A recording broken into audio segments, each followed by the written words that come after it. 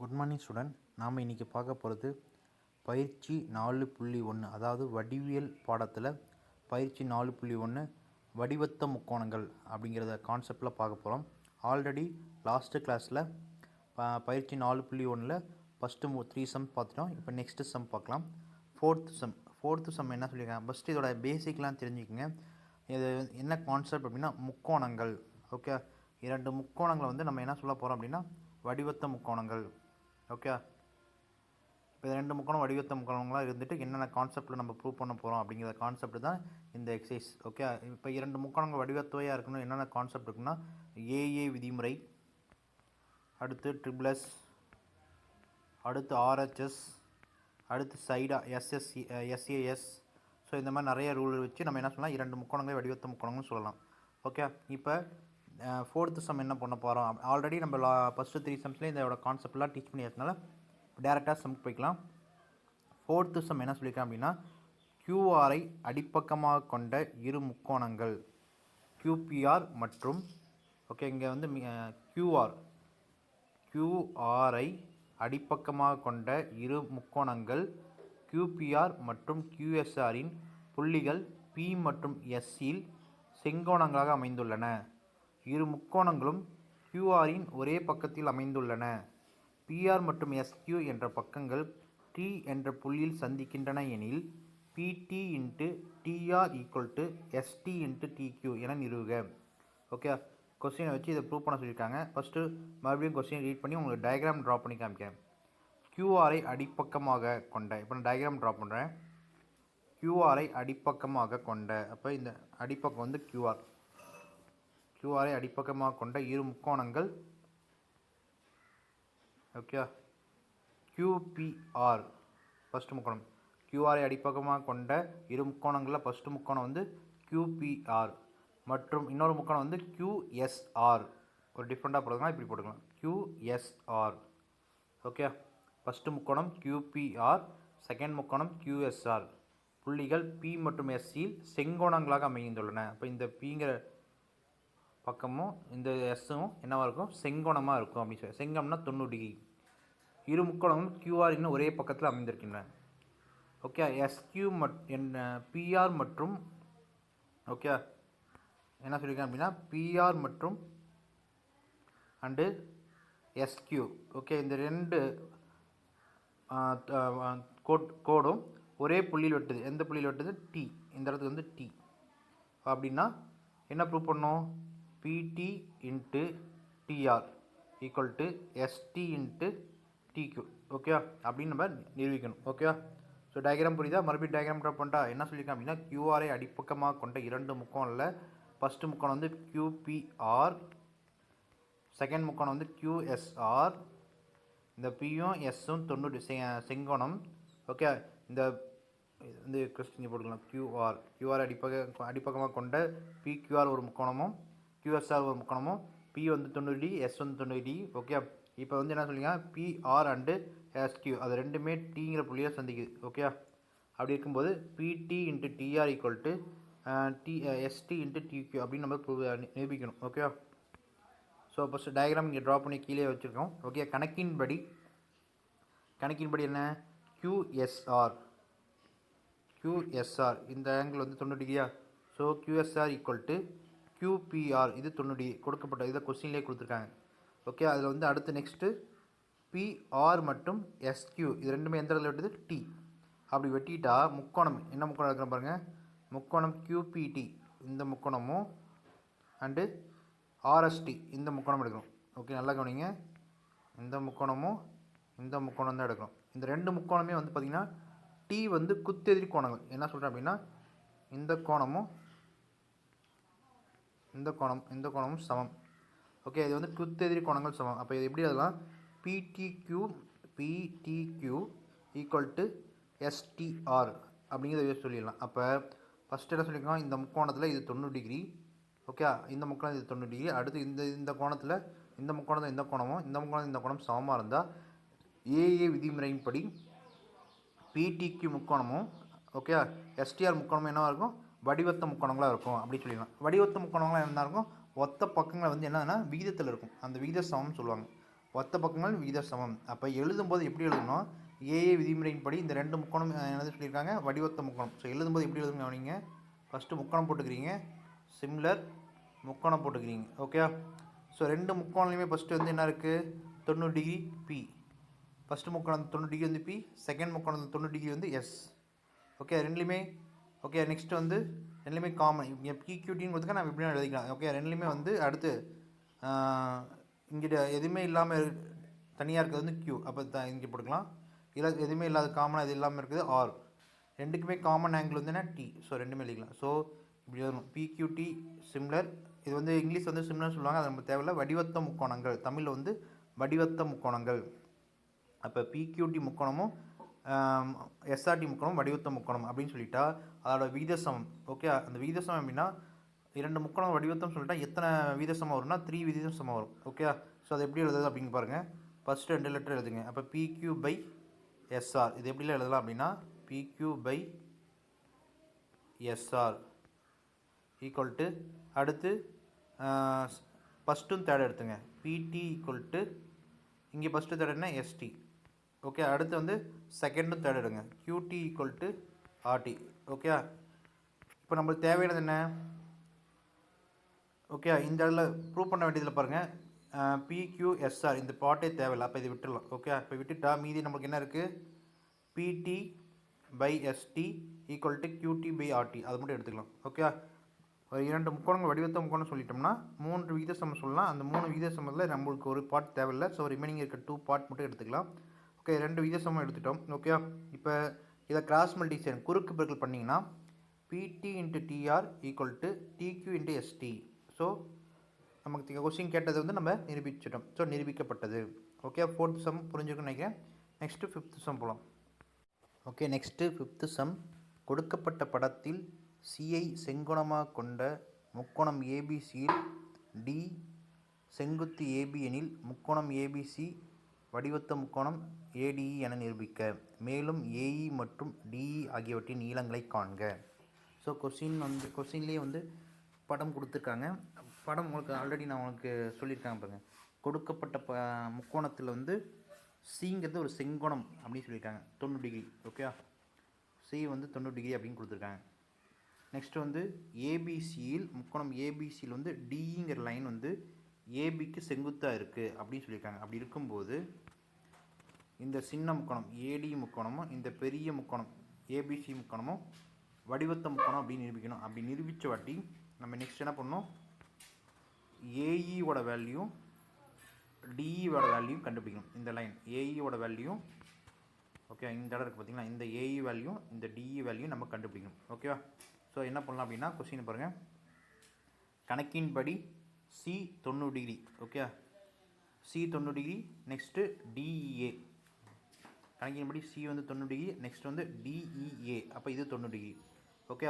அப்போ ஏ ஆனது முக்கோணம், ஓகே நல்லா கவனிங்க, இந்த முக்கோணம் சரி இந்த முக்கோணம் சரி. எந்த முக்கோணம் ஃபஸ்ட்டு நம்ம பார்க்க போகிறது பெரிய முக்கோணம். இந்த பெரிய முக்கோணத்தில் சி வந்து 90 டிகிரி. அதே மாதிரி இந்த சின்ன முக்கோணத்தில் இ வந்து 90 டிகிரி. ஸோ ஒரு கோணம் ஈக்குவல் சொல்லியிருக்காங்க. நெக்ஸ்ட்டு இந்த இரண்டு முக்கோணத்துலையும், இந்த பெரிய முக்கோணத்துலையும் சரி இந்த சின்ன முக்கோணத்துலையும் சரி ஏங்கிறது பொதுவான கோணம், காமன் ஆங்கிள். அப்போ ஏஏ விதிமுறையின்படி முக்கோணம் ஏபிசி, ட்ரையாங்கிள் ஏபிசியும் ட்ரையாங்கிள் முக்கோணம் ஏடியும் நம்ம என்ன சொல்லலாம், வடிவத்த முக்கோணம்னு சொல்லலாம். ஸோ இது எழுதும்போது எப்படி எழுதணும் அப்படின்னா, முக்கோணம் வடிவத்த முக்கோணம் எழுதிட்டோம். ஓகே. ஃபஸ்ட்டு ரெண்டுக்கும் காமன் ஆங்கிள் என்ன, பொதுவான கோணம் வந்து ஏ. ஓகே. சம்பந்தம் இல்லாத ஆங்கிள் இந்த இடத்துல பி, இந்த இடத்துல வந்து டி. ஓகே சரி சாரி தப்பாக எழுதிட்டேன். ஃபஸ்ட்டு ரெண்டு முக்கோணம் போட்டுக்கிட்டேன், வடிவத்தை முக்கோணம் போட்டேன். ரெண்டுக்கும் பொதுவான கோணம் வந்து ஏ. ஸோ ரெண்டு பக்கம் ஏ போட்டுக்குங்க. ஓகே. ரெண்டுலேயுமே இந்த முக்கோணத்தில் சம்பந்தம் இல்லாமல் ஒரு இருக்கிறது வந்து பி, இங்கே எதுவுமே யூஸ் இல்லாத இருக்கிறது வந்து டி. ரெண்டு முக்கோணத்தையும் 90 டிகிரி என்ன, முதல் பெரிய முக்கோணத்தில் 90 டிகிரி வந்து சி, இந்த சின்ன முக்கோணத்தில் 90 டிகிரி வந்து இ. ஸோ எழுதும்போது எப்படி எழுதுன்னு புரியுதா. ஓகே. இப்போ இது எழுதின வாட்டி அப்புறம் என்ன சொல்லலாம், இரண்டு முக்கோணங்கள் வடிவத்த முக்கோணம் சொல்லிட்டு என்ன சொல்லலாம், ஒத்த பக்கங்கள் சமம். அப்போ இதை வச்சு எப்படி எழுதலாம், ஃபஸ்ட் ரெண்டு ஏபி பை ஏடி. ஓகே அது மாறி மாறி எழுத ஒன்றும் பிரச்சனை இல்லை. ஃபஸ்ட் ரெண்டு AB by AD. Next 1 3 AC by AE. Okay first AB by AD, அடுத்து ஏசி பை ஏஇ, அடுத்து வந்து second third BC by DE. இந்த 3 இதையும் சொல்லலாமா? ஓகே, இப்போ சொல்லிட்டோம். இப்போ நம்ம நெக்ஸ்ட் என்ன பண்ண போகிறோம் அப்படின்னா பிசி பை டிஇ இந்த 3 வேல்யூ நம்ம அப்ளை பண்ண போகிறோம். ஸோ பிசி வேல்யூக்கு வந்து என்ன பண்ண போகிறோம் 12, டிஇ வேல்யூ நம்ம கண்டுபிடிக்கணும். ஸோ அதை அப்படியே வச்சுக்கலாம். நெக்ஸ்ட்டு ஓகே, நெக்ஸ்ட் என்ன இருக்குது அப்படின்னா ஏசியோட வேல்யூங்கிறது என்ன 3+2. ஓகே, 3+2 பை ஏஇ வேல்யூ நமக்கு தெரியாது. ஸோ அதை அப்படியே எழுதிக்கலாம். நெக்ஸ்ட்டு ஏபி வேல்யூ நம்மளுக்கு தெரியாது. ஓகே, ஸோ அதை அப்படியே எழுதிக்கலாம். நெக்ஸ்ட்டு வந்து ஏடி வந்து கொஸ்டினில் 3. ஸோ அப்ளை பண்ணிவிடும். ஓகே, மேலும் செங்கண முக்கோணம் ஏபிசியில் இப்போ இந்த செங்கண முக்கோணம் ஏபிசி எழுதுகிறோம். இந்த ஏபிசியில் வந்து ஏபி வந்து என்ன கர்ணம். ஓகே, ஏடி அண்டு பிசி வந்து எது பக்கம் அடுத்துள்ள பக்கம். ஸோ இதை பிதாகரஸ் தேற்றம் அப்ளை பண்ணால் ஏபி வேல்யூ நம்ம கண்டுபிடிச்சிடலாம். ஸோ மேலும் செங்கண முக்கோணம் ஏபிசியில் சி 90 டிகிரினால பிதாகரஸ் தேற்றத்தின்படி கர்ணம் வந்து என்ன ஏபி. அப்போ AB square equal to BC square plus AC square. So BC value வந்து 12, so 12 square. AC value 5, so 5 square. 12 square பண்ணால் என்ன பண்ணுறோம் 144. ஏசி ஸ்கொயர் 5 ஸ்கொயர் பண்ணால் 25. ஸோ 144 + 25 169. ஓகே, நெக்ஸ்ட்டு இந்த ஸ்கொயர் இந்த ரைட் சைடு வந்து என்ன ஆயிரும் வர்க்கமூலம் ஆயிரும். ஸோ 169 169க்கு வர்க்கமூலம் எடுத்தால் 13 சென்டிமீட்டர். ஸோ ஏபி வந்து 13 சென்டிமீட்டர் கண்டுபிடிச்சிட்டோம். இப்போ நம்ம 2 பார்ட்டாக பிரித்து இந்த சம போட்டோம்னா வந்துடும். ஓகே, ஃபஸ்ட்டு பார்ட் வந்து என்ன பண்ணணும். ஓகே, இப்போ ஏபியோட வேல்யூ வந்து என்ன இருக்குது 13. ஸோ ஃபஸ்ட்டு நம்ம என்ன பண்ணியிருக்கோம் அப்படின்னா ஃபஸ்ட்டு வேல்யூ வந்து இந்த 2 எடுத்துங்க. ஓகே, 12/DE அண்டு ஃபஸ்ட்டு வந்து லிசன் பண்ணுங்கள். ஃபஸ்ட்டு 12/DEயும் AB/3யும், ஏன்னா நம்ம ஏபி வேல்யூ தான் நம்ம கண்டுபிடிச்சிருக்கோம். அந்த ஃபஸ்ட்டையும் தேர்டையும் ஈக்குவல் பண்ணிங்கன்னா உங்களுக்கு என்ன கிடைக்கும். இப்போ ஏபிக்கு வேல்யூ நீங்கள் மதிப்பு வந்து சப்ஸ்டியூட் பண்ணி பிரதிட்டிருப்பீங்க. அப்போ வச்சு என்ன பண்ணலாம் டிஇ வேல்யூ கண்டுபிடிச்சிடலாம். ஸோ ஃபஸ்ட் அப்படின்னா 12/DE = AB/3. ஸோ எழுதும்போது என்ன பண்ணுவீங்க 12/DE = AB/3. ஓகே, 12/DE அப்படியே இருக்கட்டும். ஏபிக்கு நம்ம கண்டுபிடிச்சிக்கோம் 13. ஸோ அப்ளை பண்ணால் 12/DE = AB/13/3. நெக்ஸ்ட்டு குறுக்கு பெருக்கல் பண்ணால் என்ன ஆகும். ஓகே, இந்த டி இங்கே வந்துடும்.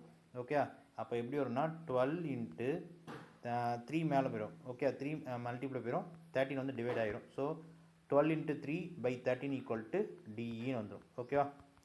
ஓகே, நெக்ஸ்ட்டு 12ஐயும் 3ஐயும் மல்டி பண்ணால் 36/13. ஸோ 36ஐ நீங்கள் வந்து 13ஆல் டிவைட் பண்ணிங்கன்னா 2.77 சென்டிமீட்டர்.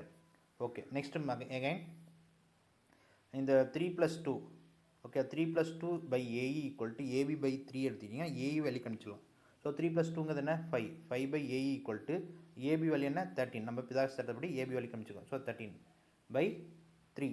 ஓகே, ஸோ அதாவது நெக்ஸ்ட் வந்து என்ன பண்ணலாம், இதையும் குறுக்கு பெருக்கல் பண்ணுங்கள். குறுக்கு பெருக்கல் பண்ணால் என்ன வரும் 5 × 13/3 = AE. ஸோ 5 × 13 என்ன 15. ஸோ 5 × 13 கிடையாது, சரி மாற்றி இருக்கேன் பாருங்கள். இது என்ன பண்ணணும் அப்படின்னா 3 இங்கே வந்துடும், 13 இங்கே வந்துடும். So 5 × 3/13 = AE. ஸோ 5 × 3 15/13. ஸோ 15 13ஆல் நீங்கள் டிவைட் பண்ணிங்கன்னா 1.15 சென்டிமீட்டர் கிடைக்கும். ஓகே, ஸோ கொஸ்டினில் கொடுத்த டயக்ராம் படி 2 முக்கோணம் வடிவத்த முக்கோணம் கண்டுபிடிச்சிட்டோம். Next DE value AE value கண்டுபிடிச்சிட்டோம். ஓகே, இதோட 5th some over. Next 6th some.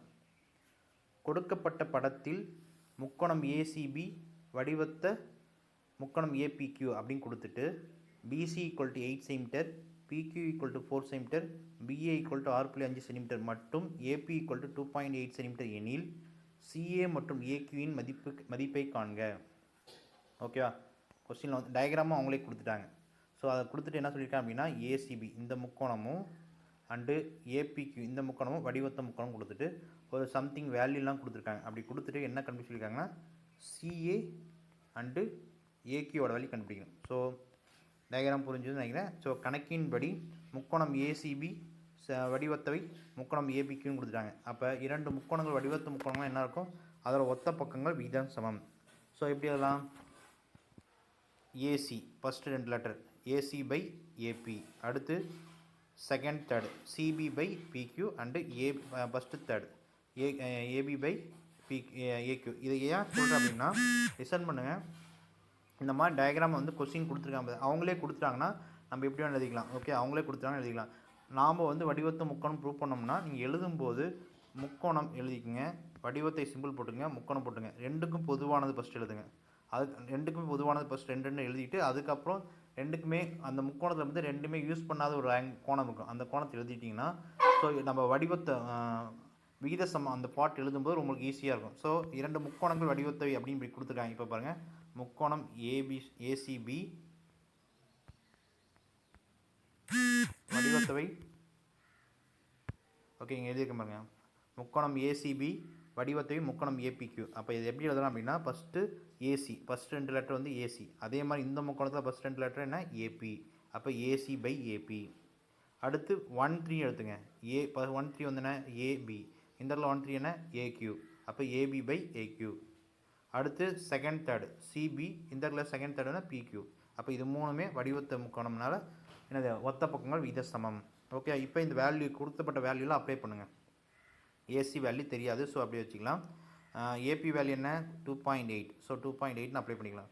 Next PC value என்ன 8, ஸோ 8ன்னு அப்ளை பண்ணிக்கலாம். பிக்யூ வேல்யூ என்ன 4, ஸோ 4ன்னு அப்ளை பண்ணிக்கலாம்.